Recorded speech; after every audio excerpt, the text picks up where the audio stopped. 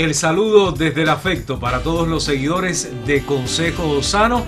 Insistimos, somos enfáticos. Este es un espacio que busca y encuentra respuestas vinculadas con la salud humana. Y claro, sé que esperas desde el comienzo que declare el tema que hoy abordamos. Dialogaremos aquí acerca del dengue en los niños. El temido dengue, ¿sí? Lo digo de esa manera. Está con nosotros la doctora Janet Rodríguez, especialista en MGI y también en pediatría en primer grado de ambas especialidades. Muchas ¿Lo dije gracias bien? por la invitación, sí. Bienvenida, doctora. Gracias. Hoy hablamos del dengue, pero creo que debemos ir a los inicios y se me ocurre preguntarle las causas del dengue. ¿Qué origina el dengue? ¿Hay un elemento transmisor de la enfermedad? Exacto. El dengue es una infección transmitida por el mosquito Aedes aegypti. También hay otro tipo de mosquito que es el Albopictus, pero el más frecuente es el Aedes aegypti. O sea, si no hay un mosquito que pique a un paciente enfermo, a una persona enferma, no hay transmisión de esta enfermedad. Es la hembra de ese mosquito quien transmite la enfermedad. O sea, hay un agente causal bien definido que es la causa de que se propague el dengue y llegue a ser una pandemia, una epidemia en dependencia. Pero el dengue tiene una explicación biológica, ¿cierto? Exacto. Por eso existe como enfermedad. Exacto. Lo que sucede después que se convierte en pandemia es porque fue transmitida por el elemento que conocemos como mosquito Aedes aegypti, el elemento transmisor. Transmisor. El dengue es una infección, una arbovirosis, como decimos, que da mucha sintomatología. Lo más típico es la fiebre, pero está descrito en la literatura que puede causar asintomático, puede ser febril y puede tener otros síntomas. Esos síntomas se pueden dividir en signos de alarmas y sin signos de alarma. Eso orienta a la hora de ver al paciente, de hacer un diagnóstico y, por supuesto, terapéutica y conducta definitiva con él. ¿Cuáles son esos signos de alarma? Lo más importante. Vamos a empezar. ¿Cuál es el dengue sin signos de alarma? Es el dengue con fiebre. En los niños, tú dirías, fiebre. Muchas infecciones dan fiebre. Casi todas dan fiebre. ¿Qué pasa con el dengue? Que además de la fiebre, puede asociarse malestar general, niños pequeños el llanto, la irritabilidad, la artralgia, la mialgia. Ahora, eso es lo más frecuente. ¿Cuándo podemos pensar en los signos de alarma? Fiebre con dolor abdominal, con sangrado, porque hay una extravasación, hay una deshidratación, hay una estructura, o sea, el vaso sanguíneo, la estructura se rompe y puede haber sangrado, ya sea en piel, en mucosas o en cavidades. Hay policerositis, es la palabra que ahora todo el mundo tiene líquido en abdomen, tiene líquido en pulmón, se llama policerositis. Y esos son signos de alarma del dengue: vómitos que no se controlen, diarrea, elementos de shock, dígase hipotensión arterial, bradicardia, frialdad, toma neurológica. Hemos tenido niños con tomas neurológicas. Esos serían los signos de alarma del dengue. Conducta ante el dengue. Primero que todo, clasificarlo. Es importante clasificar el dengue, verlo en grupos. Niños pequeños corren más riesgo. ¿Por qué? Por su sistema inmunológico, dígase lactante. Un lactante es difícil que te pueda decir, es imposible, que tiene dolor abdominal, que haya sangrado. A veces los padres no perciben la importancia de llevar a un niño pequeño a que lo revise un especialista, a llevarlo a su área de salud cuando aparece la fiebre en las primeras 24 horas. Pero vayamos por parte, doctora. Ajá. Vayamos por parte. Tenemos casi 30 minutos de programa para profundizar en el dengue en los niños. Y yo quiero preguntarle, porque en un escenario tropical, en un escenario cubano donde circulan varias arbovirosis, ¿cómo se identifica que el menor está padeciendo de dengue?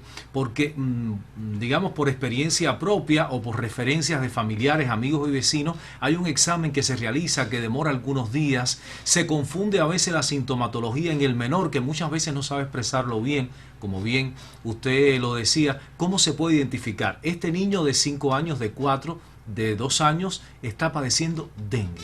A ver, tenemos al paciente menor de edad, sintomatología, fiebre, mialgias, artralgia, con o sin elementos o signos de alarma, dígase dolor abdominal, vómitos, lipotimia. ¿Qué hacemos? Llevarlo a un examen físico exhaustivo buscando estos elementos que te orienten a la sospecha de dengue. ¿Cómo lo vamos a confirmar? después del 6º día a través del monosuero dengue o la IgM, que se hace la toma de muestra al 6º día de inicio de los síntomas. Es decir, que debemos esperar 6 días Exacto. para que se confirme que se está padeciendo que dengue. se está padeciendo ¿En de un dengue. menor o en un adulto? Igual. Igual. Es igual. Ya. Es igual. Otros exámenes sería el PCR dengue, que es mucho más específico. Ya eso es un examen donde se descompone de cierta manera, para que me entiendan, la parte molecular de la estructura y nos da un diagnóstico certero de que el paciente puede tener dengue o no puede tener ¿Y dengue. cuánto demora el resultado de este último examen? Un poquito más. Demora un poquito Pero más. estamos hablando de tiempo. De tiempo. Y cuando diagnosticamos o tenemos una sospecha, el tiempo pues puede generar cualquier tipo de gravedad en el paciente, Exacto. de evolución no favorable en el Exacto. paciente. Y en el caso de un menor, que como bien usted decía ahorita, repito, no siempre se expresa, no siempre se manifiesta de la manera deseada, ¿qué hacer en medio de estas Es ahí donde circunstancias? están las etapas de evolución de la enfermedad. Sí. Decimos que hay una etapa febril que puede durar hasta 5 días, hay una etapa crítica que es donde puede estar o no ya la fiebre, puede aparecer el rash o la erupción en piel, pero aparecen los elementos o signos de alarma, que ya había mencionado algunos. Lo más frecuente es el dolor abdominal, el sangrado, los vómitos, la diarrea, elementos de bajo gasto, hipotensión, puede haber manifestaciones respiratorias, dificultad respiratoria en este caso, y puede incluso reaparecer la fiebre. Etapa crítica, que hay que hacer una serie de exámenes, dentro de ellos está por supuesto el hematocrito como protocolo de seguimiento de estos pacientes con dengue. ¿Cuál es este examen? Es un examen de sangre. Sí. Hematocrito que se realiza, que según la edad se toma una conducta. O sea, según la edad y sexo hay un valor de hematocrito. Por ejemplo, un niño de 5 años no debe tener más de 0,40, y en dependencia, si hay un ascenso de este hematocrito, tú ya piensas que hay un dengue con signos de alarma por hemoconcentración. O sea, hay una deshidratación del vaso sanguíneo, la sangre está viscosa, este vaso se puede romper y es donde aparece el sangrado y por supuesto un empeoramiento clínico con complicaciones más graves. Por eso el hematocrito es importante en el seguimiento y protocolo de actuación del paciente con dengue con signos de alarma. O sea, desde que identificamos un paciente con sospecha de dengue y vamos a realizar complementarios, el hematocrito es importante. Es importante. Y está la etapa de convalescencia. Dejémoslo ahí, doctora. Dejémoslo ahí en la etapa de convalescencia, porque ha despertado el interés seguramente de nuestro público. Yo ahorita al inicio utilizaba el término temido dengue, porque en todo este proceso de diagnóstico pueden aparecer las complicaciones y hay que actuar de manera inmediata. Vamos a dejar reposar el asunto brevemente y regresamos para seguir dialogando con la doctora Janet sobre el dengue, particularmente en los niños.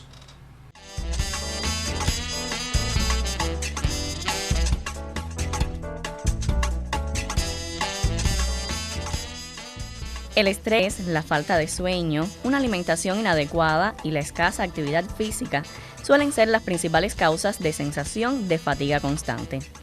Existen métodos efectivos para recuperar y aumentar tus niveles de energía de manera natural y duradera. El sueño adecuado es esencial para que puedas realizar tus actividades cotidianas. No dormir lo suficiente puede llevar a una sensación de agotamiento, mal humor y cansancio al día siguiente, afectando tu estado físico y mental. Los expertos recomiendan dormir entre 7 y 8 horas por noche para asegurar un descanso reparador y favorecer la salud en general. Además, un buen sueño permite que el cuerpo reponga sus reservas de energía y recupere su vitalidad. Intenta reducir el consumo de alimentos procesados, carbohidratos simples y ricos en azúcar. Aunque estos productos pueden ofrecer un impulso de energía inmediato, su rápida absorción suele ir seguida de una caída brusca que te deja cansado y sin fuerzas. En su lugar, elige alimentos integrales, frescos y nutritivos que aporten a tu cuerpo las vitaminas y minerales esenciales para un funcionamiento óptimo. Para obtener energía a lo largo de tu día, procura beber agua de manera regular, en especial durante el ejercicio o cuando hace mucho calor. Se recomienda consumir aproximadamente 3 o 4 litros de agua al día, considerando tanto bebidas como alimentos en alto contenido de agua. La positividad y la buena energía se contagian. Es por eso que rodearte de gente con buenas vibras te motivará a enfrentar mejor tu día a día. Estar cerca de individuos con una actitud optimista puede elevar tu propio entusiasmo y bienestar.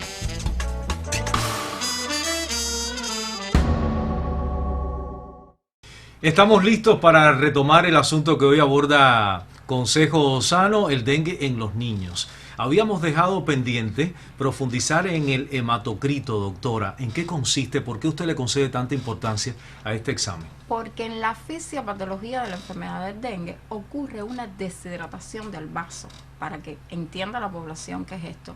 En su mecanismo hay una deshidratación, hay pérdida de líquido dentro del vaso y esto hace que se hemoconcentre en la sangre.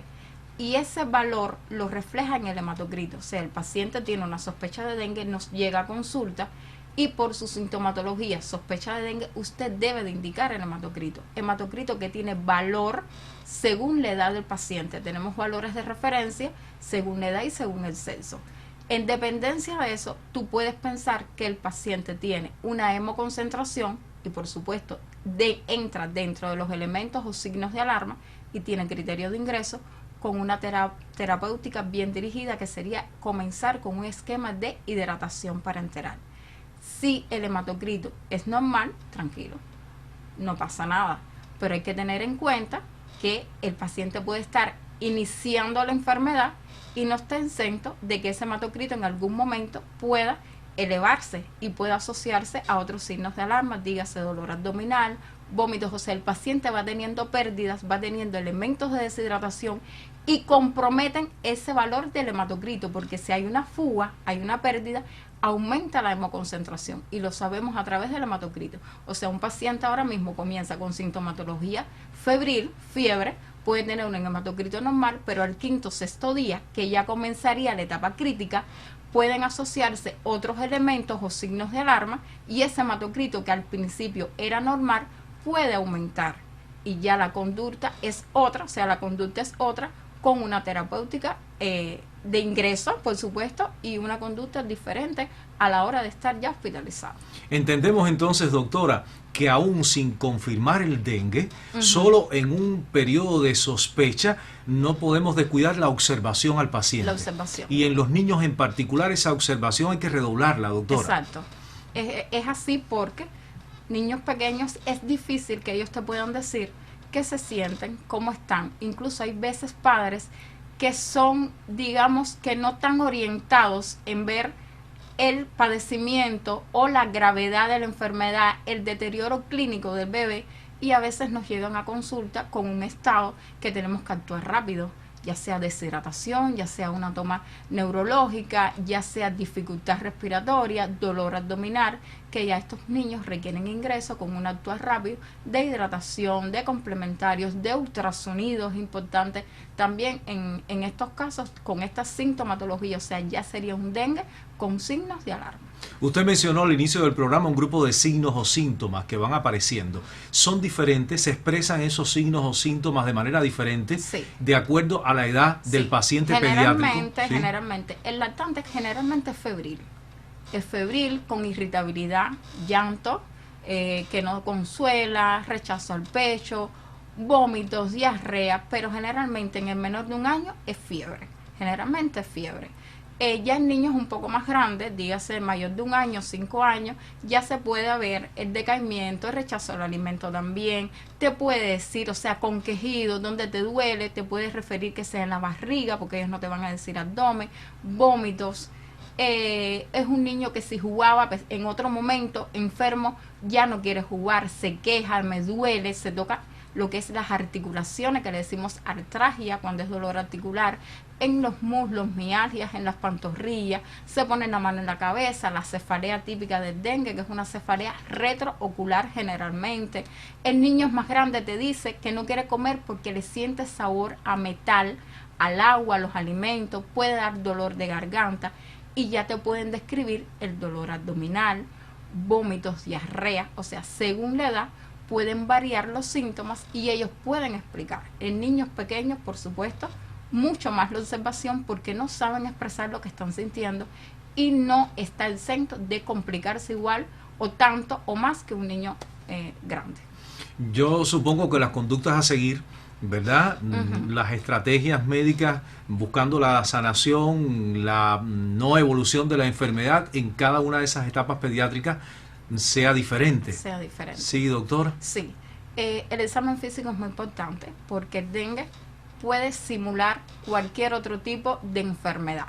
Es una enfermedad que cursa con fiebre generalmente. ¿Y cuántas enfermedades no dan fiebre?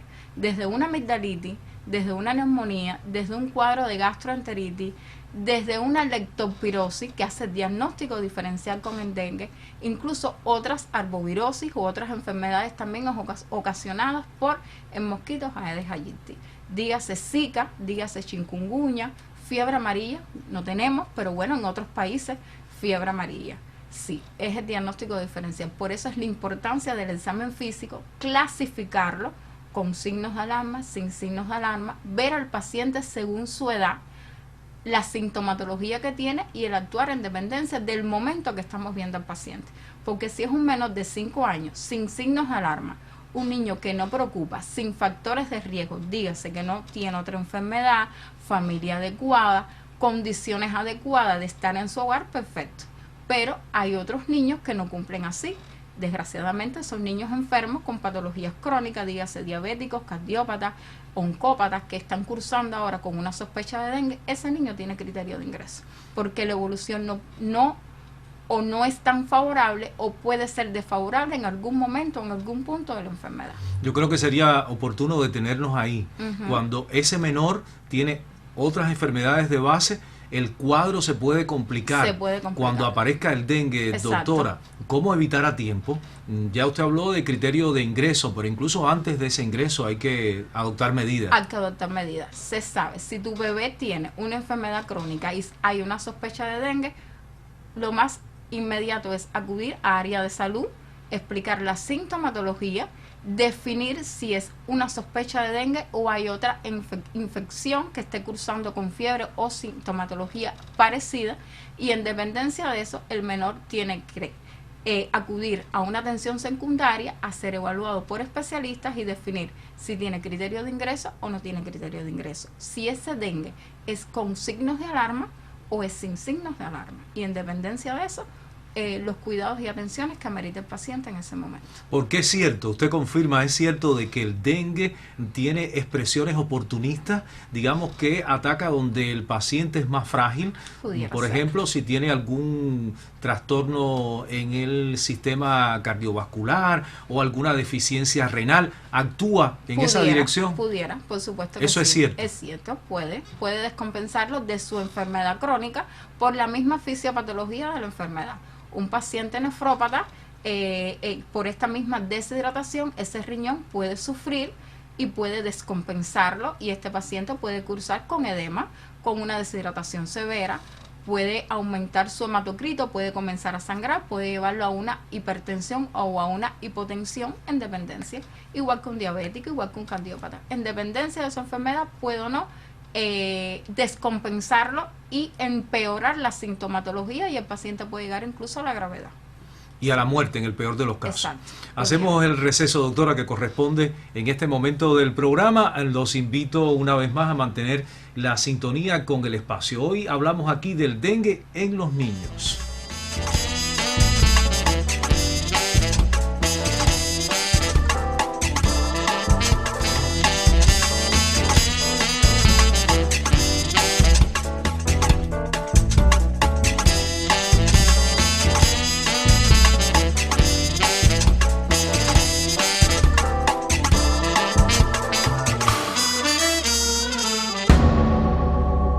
Momento de regresar, iniciamos ya, doctora Yané, el tercer segmento y último del programa. Creo que debemos aprovechar estos minutos que restan porque quiero preguntarle sobre los tratamientos, las conductas a seguir. Creo que el dengue que enmascara, ¿verdad? Muchas veces otras arbovirosis se confunden, a veces los médicos la sospecha, felizmente no es.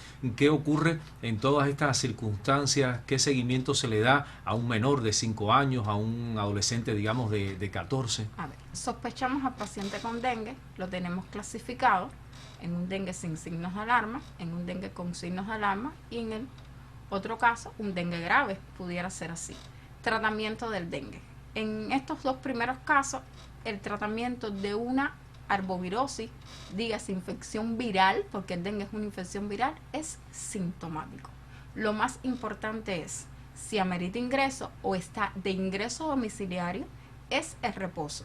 Reposo me refiero a estar acostado, estar sentado, o sea, que no haya una fatiga. ¿Por qué es necesario el reposo, doctora? Para evitar las complicaciones. O sea, si tú estás enfermo, tienes dengue, y en su fisiopatología te puede provocar un daño en tu vaso sanguíneo por una deshidratación y tú te vas a fatigar, vas a gastar, tu metabolismo va a esforzarse y vas a empeorar.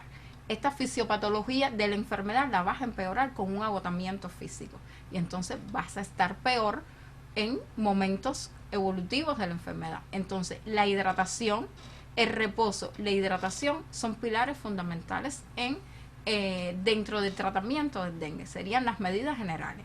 Por supuesto, medidas generales que también están acompañadas a unas condiciones higiénicas favorables, o sea, evitar criadero, el agua limpia debe estar tapada, no botar basura, todo esto porque es algo, digamos que es una red, no solo la parte clínica, pero también tiene su parte epidemiológica. Claro, cubrirse con un mosquitero siempre que sea posible. Exacto, para evitar que venga el mosquito, la hembra de ese mosquito, te pique a ti que esté enfermo y lo propague a otro familiar o a la cuadra o la localidad incluso, porque son 10 metros o de perímetro de se habla de manzanas también, que puede abarcar. Exacto. Entonces, el tratamiento es puramente sintomático.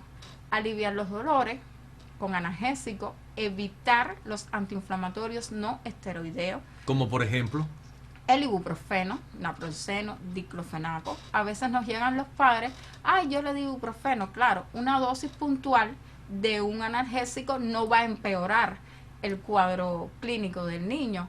¿Qué pasa con estos medicamentos que tienen aspirina? Esto interfiere en la agregación plaquetaria y puede empeorar o puede ocasionar sangrado. Y por eso es que se evitan los antiinflamatorios no esteroideos. Entonces, ¿qué analgésico ante el dolor y el malestar general? Dipirona, paracetamol es lo que se debe usar.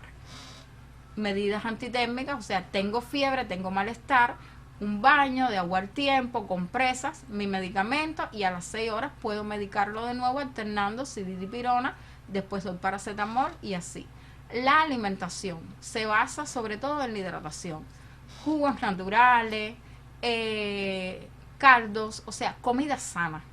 Evitar los embutidos, chocolates, confituras. En ese momento de la enfermedad, no usar estas cosas. Lo más sano posible para que ese sistema inmunológico se recupere y la convalecencia sea lo mejor posible y el paciente se puede integrar lo más pronto posible a su actividad habitual. Dígase círculo infantil, escuela, preuniversitario, es hacer su actividad diaria normal. Ante una evolución hacia la gravedad, por supuesto, que el cuadro, digamos, del paciente hay que atenderlo de otra manera. De otra manera. Ya ese paciente, digamos que es un dengue grave, con elementos de gravedad, dígase elementos de shock hipovolémico por deshidratación, hipotensión, paciente con una policerositis importante, me refiero a gran cantidad de líquido en la cavidad abdominal, derrame pleural de moderada a gran cuantía, edemas, sangrado, aumento progresivo del hematocrito por esta deshidratación,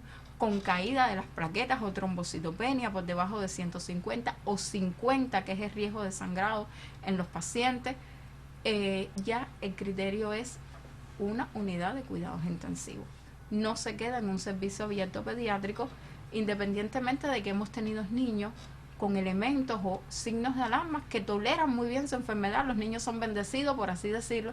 Ellos toleran muy bien su enfermedad. Por su juventud, ¿verdad? Exacto, toleran muy bien su enfermedad, pero son niños con una vigilancia estricta, con sus signos vitales bien tomados, bien determinados cada 4 horas, y en su aislamiento, en su sala de síndrome febril con su mosquitero y todos sus cuidados. Porque se corren riesgos. Exacto. En caso de que haya un descuido Exacto. o haya una evolución, digamos, No errática de favorable. la enfermedad. Exacto, pudiera pasar. Sí. Ya. Doctora, Es así. ¿y las secuelas que puede dejar el dengue en un niño, en un menor, después de que felizmente vence la enfermedad?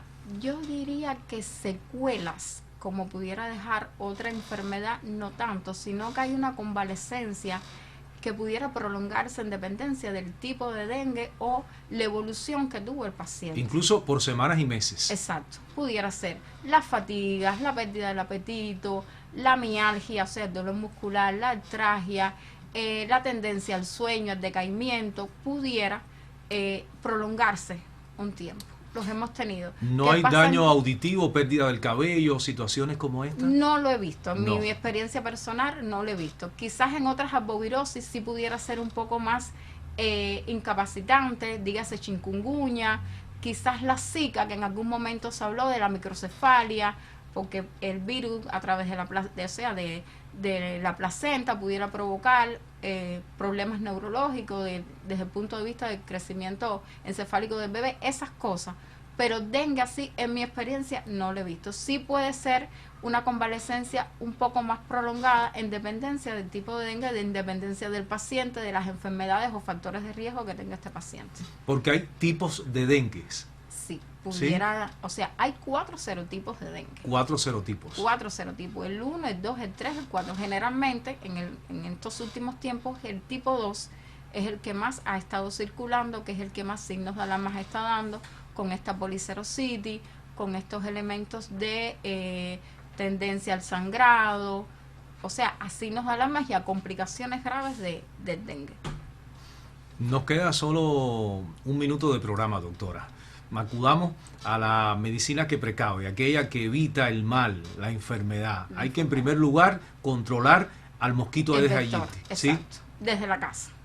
Los cuidados son desde la casa, higiene adecuada, la basura, el agua limpia, tenerla en lugares, o sea, en reservorios adecuados, eliminar todo aquello donde el mosquito pueda llegar, la hembra del mosquito, plantar sus huevos, proliferar y enfermar a las poblaciones y a nuestros niños en especial. Muchísimas gracias, doctora. Ha sido un placer compartir Gracias a con ustedes por la usted invitación. el programa.